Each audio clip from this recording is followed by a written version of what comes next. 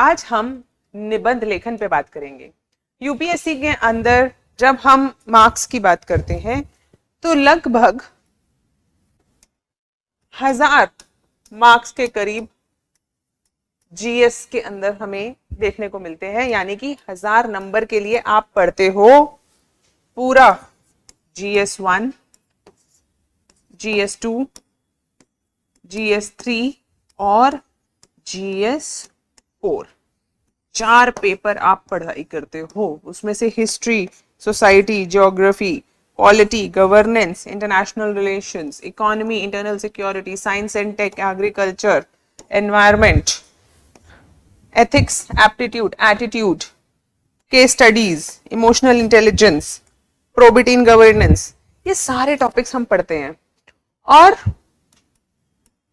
500 number जो कि हमारा ऑप्शनल होता है, उसके लिए भी हम बहुत पढ़ाई करते हैं, है ना।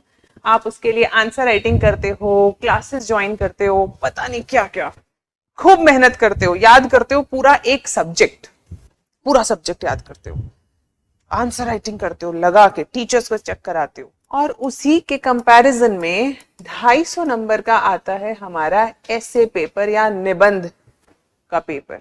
और इस ऐसे पेपर यानी 250 नंबर के लिए अक्सर बच्चे कुछ ना पढ़ाई करते, ना कोई तैयारी करते, बस थोड़े दिन चिंता करते करते एक दिन बस मुंह उठा के पेपर देने चले जाते। हमें कोशिश करनी है कि जितने नंबर हैं उसी के अनुरूप हम लोग अपनी मेहनत भी करें, क्योंकि कॉस्ट बेनिफिट एनालिसिस एक कॉन्सेप्ट होता है, यानी कि मेहनत उसी अकॉर्डिंग होनी चाहिए जिस अकॉर्डिंग हमें उसका फायदा मिल रहा है। यानी फायदा यहाँ पे यानी कि मार्क्स। अगर 1000 नंबर के लिए मैं 4 घंटे दिन में पढ़ाई करूं तो उसी के हिसाब से ऑप्शनल के लिए 2 घंटे पढ़ाई होनी चाहिए और उसी के हिसाब से 1 घंटा ऐसे के लिए भी निकलना चाहिए, है कि नहीं। लेकिन क्या हम 1 घंटा ऐसे की तैयारी को देते हैं? अक्सर नहीं देते। अक्सर हम क्या करते हैं, ऐसे तो बस यूं ही चला जाता है बिना किसी तैयारी के। आप बिना तैयारी करे एक दिन बस ऐसे लिखने चले जाते हैं। उससे हमें बचना है। हमें अब उसकी तैयारी को बड़ा स्ट्रीमलाइन तरीके से तैयारी करनी है। लेकिन अक्सर बच्चे पूछते हैं कि मैम तैयारी करें कैसे, ऐसी क्या चीज पढ़ें कि हम ऐसे लिख पाए। देखिए, पहले तो ये समझते हैं कि ऐसे होता क्या है। ऐसे एक तरीके से आपकी एक कोशिश है कि जो आपको टॉपिक मिला है उस टॉपिक की आप थीसिस बनाएं, उसके बारे में लिखें और उसे प्रूव करें। यानी आपका जो टॉपिक है उसको पूरा डीपली एक्सप्लेन करें, उसको बहुआयामी बनाएं, उसको मल्टी डायमेंशनल बनाएं। आपकी कोशिश होनी चाहिए कि एक ही टॉपिक को आपने मल्टीपल एंगल्स से सोच के, मल्टीपल एग्जाम्पल्स, एनेक्डोट्स को जोड़ के एक इतनी सुंदर सी रचना करी हो कि जब कोई व्यक्ति आपका ऐसे पढ़े तो वो ऊपर से आखिरी शब्द तक पढ़ता हुआ चला जाए और कहीं पर अटके नहीं, कहीं पर उसको बोरियत महसूस ना हो, बल्कि उसको ऐसा लगे कि जैसे कि एक बात करने के तरीके से या एक इस तरीके की रचना है कि मैं पढ़ता जा रहा हूं और जो टॉपिक है वो मुझे समझ आता जा रहा है और जब तक अंत हो उसके मन में ये भावना आए कि उसे समझ आ गया है। इसीलिए अगर हम बात करते हैं कि हमारे ऐसे में ऐसी कौन सी चीजें हैं जो जरूरी हैं यूपीएससी के ऐसे के लिए, पहला टॉपिक सिलेक्शन। हमारा जो टॉपिक है वो हम किस तरीके से उसका चुनाव करें कि वो टॉपिक हमारी कैपेबिलिटीज के अनुसार हो, कि हम उसको सबसे अच्छा कैसे लिख पाएंगे। क्योंकि लगभग जितने भी टॉपिक आते हैं सुने सुनाए आते हैं, ऐसा तो कोई सा भी टॉपिक नहीं होगा जिसे आप बिल्कुल ही ना लिख सकें। लेकिन अब हमें ये विश्लेषण करना है कि ये टॉपिक पे मैं कितना लिख सकती हूँ या कितना लिख सकता हूँ, मुझे इसके बारे में कितने एग्जाम्पल्स याद हैं। इसको करने के लिए, इस एक्टिविटी को करने के लिए आपको कम से कम 10 मिनट देने चाहिए, ताकि आपका जो निबंध का चुनाव है वो सही हो। सही निबंध को चुनाव कर लेने से आपकी आगे की जो स्ट्रगल्स हैं, आगे की जो परेशानियां हैं वो कम हो जाती हैं। टॉपिक के सिलेक्शन के बाद हम उसके अंदर ब्रेनस्टॉर्मिंग करते हैं। ब्रेनस्टॉर्मिंग यानी कि हम अब अपना दिमाग चलाते हैं, अपने दिमाग में अलग अलग से जो स्टोर करी हुई चीजें हैं, हमने जो GS1 में पढ़ा था, 2 में पढ़ा था, 3 में पढ़ा था, 4 में पढ़ा था, या हमने और जो एक्स्ट्रा रीडिंग करी, हमने कोई ऐसे की किताब लिखी है उसको हमने पढ़ा, हमने न्यूज़पेपर पढ़ा, हम ऑब्जर्वेशन करते हैं, इन सब जगहों से हमने जो हमारे दिमाग में स्टोरीज, एनेक्डोट्स, आर्ग्यूमेंट्स हमारे पास दिमाग में है, उन्हें हमने एक जगह पेपर पे उतारने की कोशिश करी, क्योंकि वो बहुत सारे आर्ग्यूमेंट्स होंगे लेकिन वो एक सीक्वेंस में नहीं आ पाते। इसीलिए हम क्या करते हैं, ब्रेनस्टॉर्मिंग, यानी कि हम एक रफ पेपर लेते हैं और जो जो हमारे दिमाग में आता जाता है कि ये स्टोरी आ गई, यहाँ पर हम इस बारे में बात कर सकते हैं, इस बारे में बात कर सकते हैं, तो ऐसा करते करते आप बहुत सारे पॉइंट्स जितने आपको समझ में आते हैं उस टॉपिक से रिलेटेड, ऐसे में कुछ अप्रोचेज होती हैं। जैसे एक अप्रोच होती है सिलेबस। मान लीजिए हमारा एक टॉपिक है, कोई सा भी टॉपिक हमने यहां पे लिया, एजुकेशन सिस्टम ऑफ इंडिया। ये मैं बहुत सिंपल सा इसलिए ले रही हूं क्योंकि आपको समझने में आसानी रहेगी। तो एजुकेशन सिस्टम ऑफ इंडिया, अगर हम सिलेबस के हिसाब से जाएं तो सबसे पहले क्या आता है, एंशिएंट इंडिया, हिस्ट्री। तो हिस्ट्री के अंदर भाई पुराने समय में कैसा एजुकेशन सिस्टम था, मिडीवल समय में कैसा था, मॉडर्न समय में कैसा था, क्या हम लोगों को नालंदा जैसी यूनिवर्सिटीज के विषय में हम लिख सकते हैं, आर्ट एंड आर्किटेक्चर के ऊपर हमारा आ जाता है, क्या दुनिया के अंदर एजुकेशन के क्या क्या मॉडल्स रहे हैं। सिर्फ हिस्ट्री से ही देखिए हम कितने सारे पॉइंट्स जनरेट कर पाए, सिर्फ हिस्ट्री से, है ना। हमने यहाँ पे ancient, medieval, modern, art and architecture, world, और यहीं से हम पोस्ट मॉडर्न यानी मॉडर्न, हमारी जो पोस्ट इंडिपेंडेंस वाली जो एजुकेशन सिस्टम है, जैसे न्यू एजुकेशन पॉलिसी और ये सब, उसके बारे में भी बात कर सकते हैं। सिर्फ हिस्ट्री से देखिए हमने कितने सारे पॉइंट्स जनरेट कर लिए एजुकेशन पे। उसी के बाद society, women education, education of vulnerable sections, यहां से हम पॉइंट्स जनरेट कर सकते हैं। बहुत सारे जितना भी सोसाइटी से रिलेटेड टॉपिक्स है सब पे पॉइंट्स जनरेट हो सकते हैं।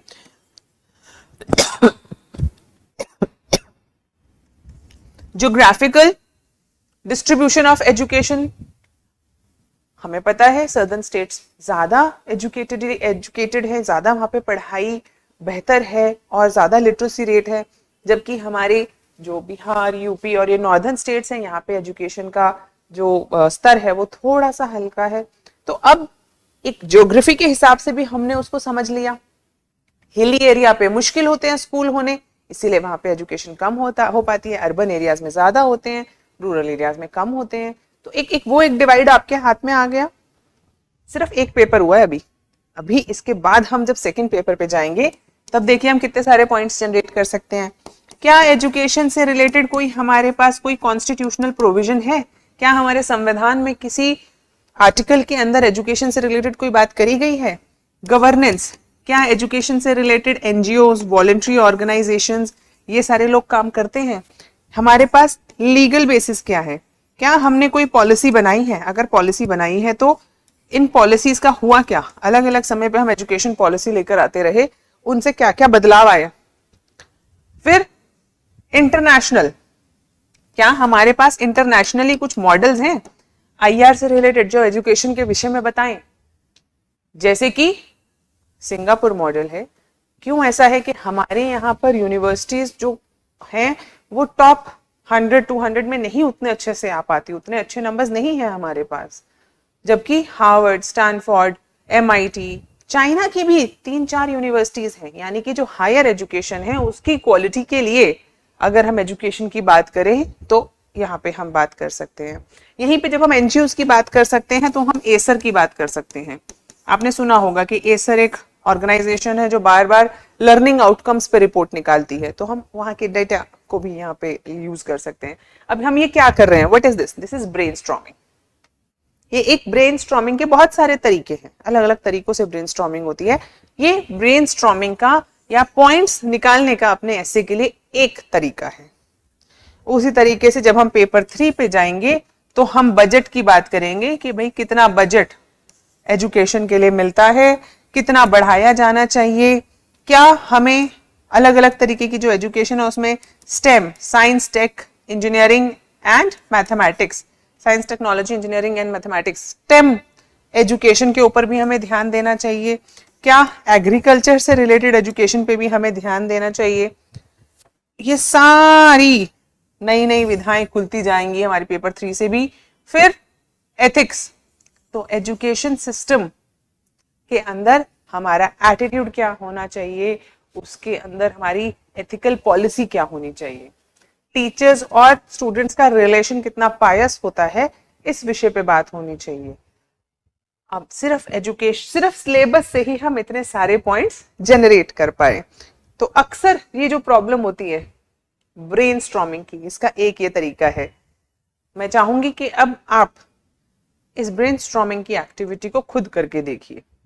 हमने एक सिंपल से उससे स्टार्ट किया है, आप भी चाहें तो शुरुआत में एक सिंपल से ऐसे से शुरुआत कर सकते हैं, धीरे धीरे यूपीएससी के, और अगर आप देखेंगे यूपीएससी के जो पुराने सालों के कुछ एसेज हैं वो बहुत सिंपल रहे हैं, उनसे आप शुरुआत करके ब्रेनस्टॉर्मिंग करके देखिए।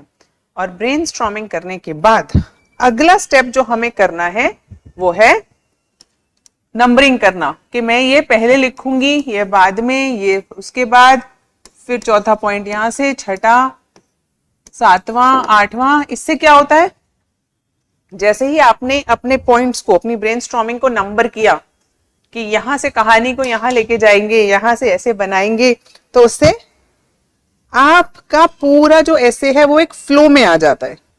ठीक है, तो इस फ्लो को बनाए रखेंगे हम इस नंबरिंग से, और फिर हम लिखना शुरू करेंगे। लेकिन एक कहावत है, अपने मरे बिना स्वर्ग नहीं है। तो आप कितनी भी वीडियो देख लीजिए कि निबंध कैसे लिखा जाता है, कैसे ब्रेनस्टॉर्मिंग करी जाती है, लेकिन जब तक आप खुद स्वयं अपने हाथों से ब्रेनस्टॉर्मिंग करके नहीं देखेंगे, ये प्रायोरिटाइजेशन करके नहीं देखेंगे, या नंबरिंग अंक डाल के किसको ऊपर लिखना है किसको नीचे लिखना है ये करके नहीं देखेंगे और ऐसे नहीं लिखेंगे, तब तक ऐसे लिखना नहीं आ सकता। तो इसीलिए एक बार कोशिश करके देखिए। अच्छा ऐसे लिखने का अपने ऊपर कोई दबाव मत रखिए, कोई दबाव नहीं है, सिर्फ ऐसे लिखिए। कोशिश कीजिए जैसा भी लिखा जा रहा है, जैसा भी, वैसा ऐसे लिखिए। उस पे अच्छा, घटिया, बेकार, बहुत अच्छा, इस सब के लेबल मत लगाइए। पहले 10 ऐसे बिना किसी जजमेंट के लिखने चाहिए। तो इसीलिए कोशिश कीजिए कि आप ऐसे लिखने की शुरुआत करें। मैं चाहूंगी कि एक बार शुरुआत होगी तो इसके आगे भी हम पढ़ेंगे कि कैसे ऐसे को और बेहतर बनाया जा सकता है, लेकिन इस क्लास में सिर्फ शुरुआत करिए। एक टॉपिक लीजिए, देखिए कि किस टॉपिक में आप ज्यादा पॉइंट्स बना सकते हैं, ले सकते हैं, और उन टॉपिक्स को ब्रेनस्टॉर्म करके, किसी एक टॉपिक को ब्रेनस्टॉर्म करके नंबर डाल के उसकी एक कहानी बना के लिखना शुरू कीजिए। और अगर आप लिख लें तो मुझे बताइए कि हमने लिख लिया है। इससे मुझे खुशी होगी और मुझे ये जैसे कहते हैं ना, मुझे अच्छा लगेगा कि मैं अगली वीडियो और बनाऊं कि और अच्छे से आप ऐसे कैसे लिख सकते हैं।